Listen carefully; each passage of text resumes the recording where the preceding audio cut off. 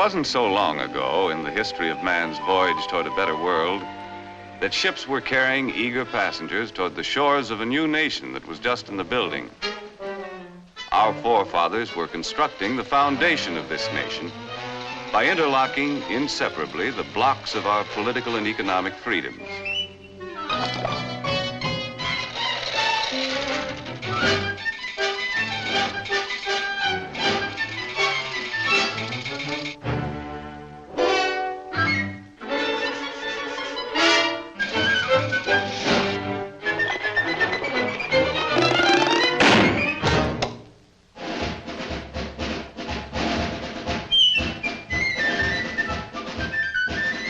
The way of life our forefathers established on this foundation of freedoms drew people from the far corners of the earth.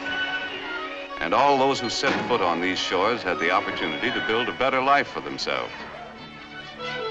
Even young Jonathan, an unskilled lad from across the sea, hoped to find a job where he could progress according to his ability and enterprise.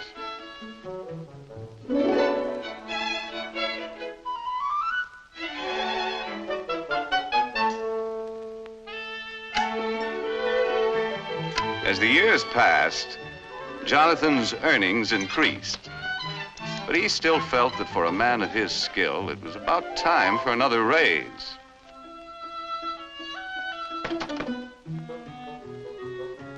Mr. Blessgravy, am I not the best crown rounder and brim trimmer in ye business? Mm-hmm. Then verily, methinks I am worth more moolah.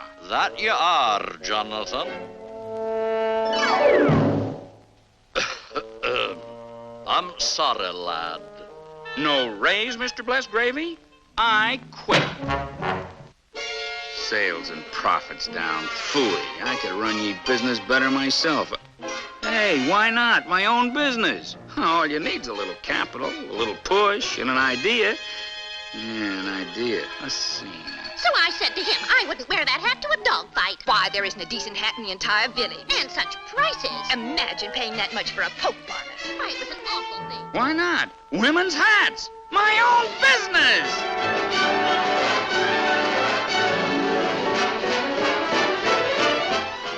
Fortunately, Jonathan was thrifty enough to keep a little nest egg for such an emergency. Well, the cost of the building took care of the nest egg. And there was nothing left to pay for the necessary tools and equipment.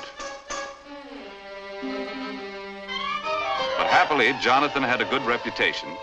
And as his idea promised a profit, his friends and neighbors were willing to invest some of their savings in his new business.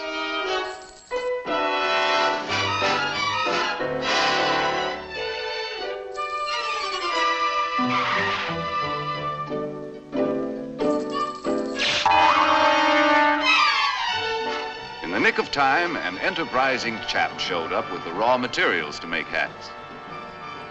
And before long, Jonathan was open for business. First, he had to advertise. Shop at Bonton, it's the spot. 12 new hat styles, that's a lot. Ladies, get that new hat thrill. 30 days to pay your bill. As an expert salesman, Jonathan demonstrated the superior style and quality of his product. He set a price for his creations that the consumer was willing to pay, and sales dollars poured in from satisfied customers. Jonathan had big dreams of the wonderful rewards of being in business for himself. But before he could buy what he wanted, his employees' wages had to be paid. He had to pay taxes. And his friends who helped finance the business had to be paid a return on their investment. When all of his bills were paid, Jonathan had to exchange his big dream for a little dream. Mesdames, mademoiselles, it is the privilege of Alphonse, hat stylist to all the crowned heads of Europe, to bring you hats with style so chic, a quality magnifique, and a price, ooh la la, so low. Come one, come all to the grand opening. To meet competition, Jonathan had to plow part of his profits back into the business to develop a better hat. If customers approved the quality, style, and price of Jonathan's new designs, he still could make his dreams come true. With the passing years, this strong foundation of freedoms protected the dignity of the individual and his family, gave everyone the right to worship as he pleased, and promised anyone with ability and enterprise the opportunity to participate in the building of the American way of life as we know it today. A way of life that depends upon millions of thrifty Americans who send a portion of their savings to work in our business system each year. People from all walks of life, workers, farmers, housewives, all of us send our dollars to work in our business system in the hope of earning dividends or interest on our investment.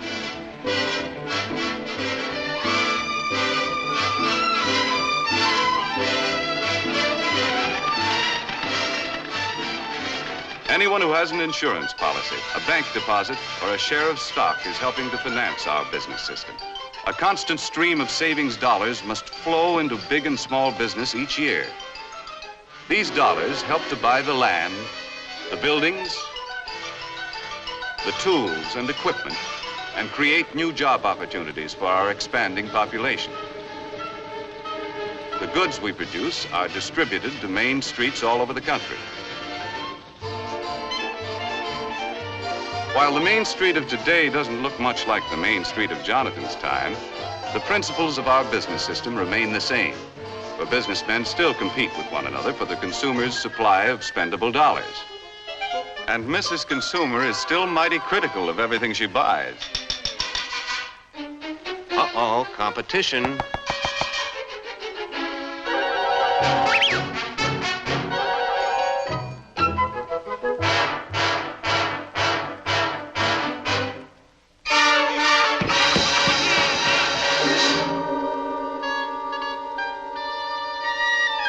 The management of every business has a continuing problem to improve their product to stay ahead of competition, or else.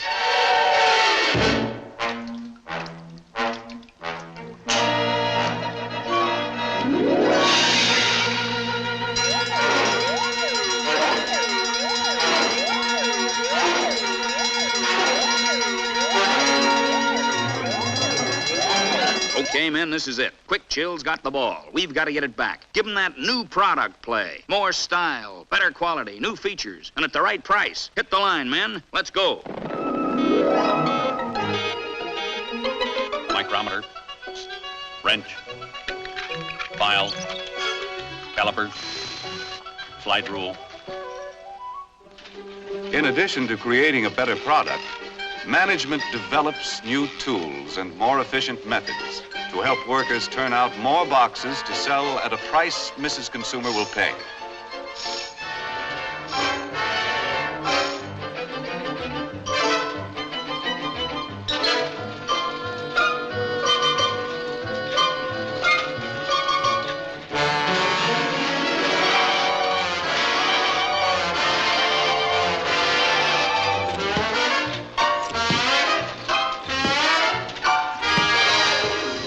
The new features about this better product are advertised to point out its competitive advantages.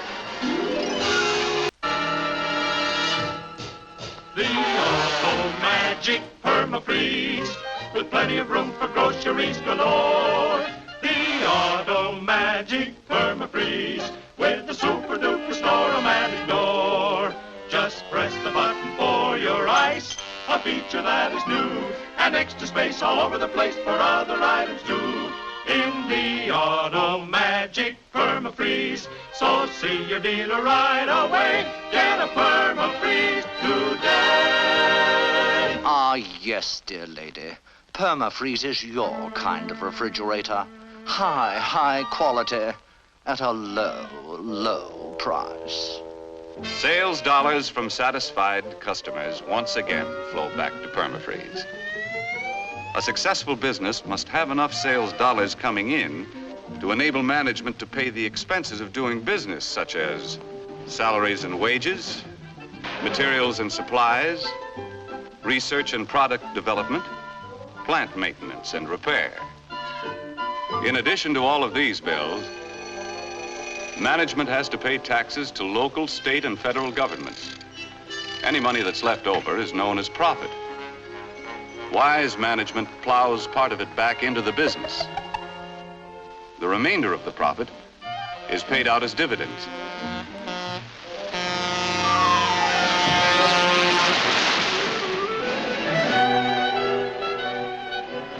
These dividends are sent back to investors as a reward for risking their savings in the American business system. Although occasionally some of us pick a lemon and have to take a loss. The constant investment of our savings through good times and bad has enabled our competitive business system to continue to increase the production of more and better goods to meet the demands of our rising population for a better standard of living. For example, it was only a little more than half a century ago that the average worker had only inefficient tools to help him turn out a product. Low production meant low wages. In 1900, many men had to work 10 hours a day, 6 days a week, to earn enough money to provide their families with the bare essentials. Hand labor was the rule in the home as well as the factory. In many families, the youngsters had to work to add their earnings to the family budget and forego the opportunity to get an education. And with most families in those days, the standard of living left much to be desired. A half century later, we had invested enough in our business system to provide the average worker with efficient and expensive buildings and machinery to enable him to produce enough in a 40-hour week to earn twice as much as the 1900 worker earned in a 60-hour week. This shorter work week gives us all more leisure time to enjoy a standard of living beyond the wildest dreams of anyone who lived a half century ago. The more we earn, the more our families have to spend for the things they need and want. Young people today have leisure time for fun and enjoy educational opportunities denied their fathers and grandfathers.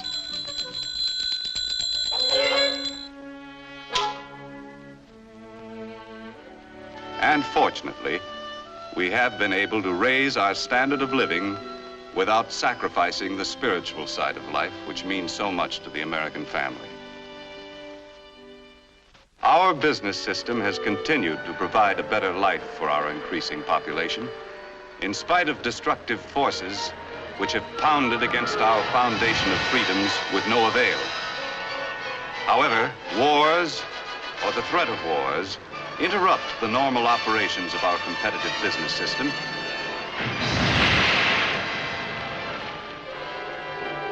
and may result in government controls which crack essential blocks in our foundation of freedoms. In World War II, wages were controlled. Many workers were frozen to their jobs. Farm prices were controlled. And profits of business were limited. Raw materials were allocated between essential and non-essential business. On Main Street, USA, many of us found less to buy because a good portion of our productive capacity went to the war effort. Prices were fixed, and the available supply of goods was rationed. In war emergencies, we allow government to restrict certain of our freedoms. But we Americans have learned to remove government controls as quickly as possible and to repair the blocks in the foundation of our freedoms to allow our business system to resume its normal operations. While we invest part of our savings to help finance the world's most efficient business system, at the same time we pay taxes to government to finance many kinds of services which also contribute to our way of life. For example, our taxes must provide the necessary funds to improve and expand our school system. Our taxes must be sufficient to pay for city streets, health, fire, and police protection, and of course, aid to the needy.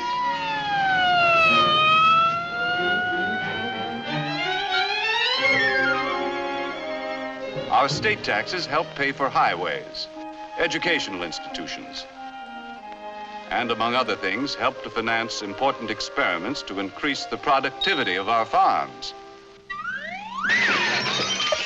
Our federal taxes pay for irrigation and reclamation projects, for national parks, postal services, the Weather Bureau, and many other services.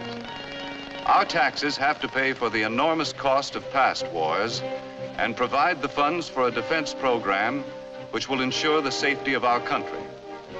In addition, all of us should be willing to pay whatever taxes are necessary to enable efficient government to improve or expand any essential service. But with our present tax load, we should avoid pressuring government for any new services that aren't absolutely necessary. Because we all know the more our government provides, the more taxes it's forced to collect.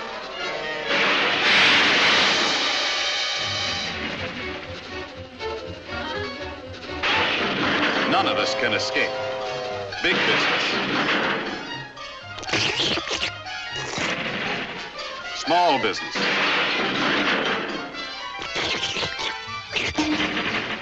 farmers,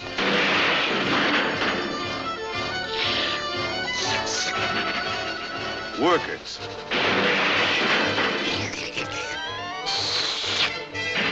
housewives, and all of us have to pay our share.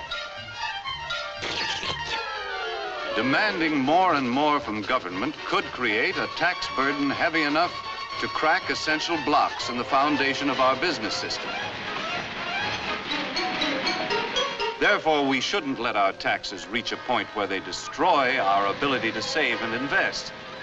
For as we have seen, our rising standard of living depends upon a constant flow of savings dollars into our business system each year.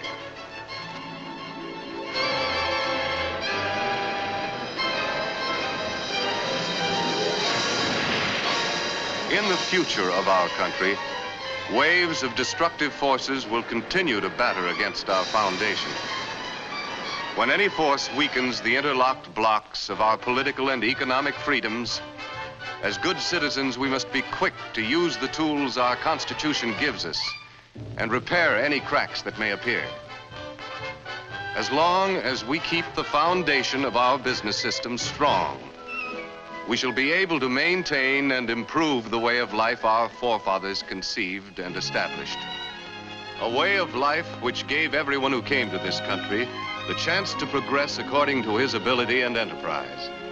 Like the youth of yesterday, the young people of today deserve the same opportunity to earn success and accomplishment. And on this foundation of freedoms, continue to build a better life for themselves and their fellow man in the world of tomorrow.